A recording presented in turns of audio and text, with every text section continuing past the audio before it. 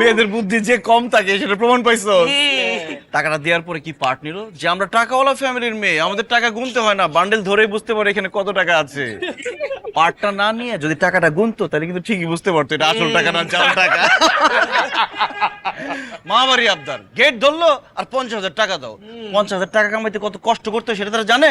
আরে মামা কেমনে জানবো, মায়া মানুষ না, বাপ্পার কাছে যায়, আব্বু আম্মু আমার কিছু টাকা লাগবে নিয়ে যা। আর আমরা পোলারা বাপমার কাছে যদি কই আব্বা আম্মা কোটা টাকা দাও একটু মার্কেটে যাবো, যা কাম কাজ কর, করে তারপর কামায় খরচ কর গা।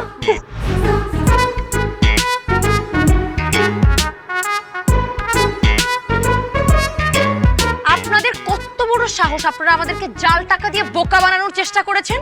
আপনারা আমাদের গেস্ট, সেজন্য আপনাদেরকে মাফ করে দিলাম, তা না হলে এই জাল টাকা দেওয়ার অপরাধে আপনাদের সবগুলোকে জেলের ভাত খাওয়াতাম। জাল টাকা নেয়া এবং দেয়া সমান অপরাধ। আমরা যদি দিয়ে অপরাধী হই তাহলে আপনারা নিয়ে অপরাধী।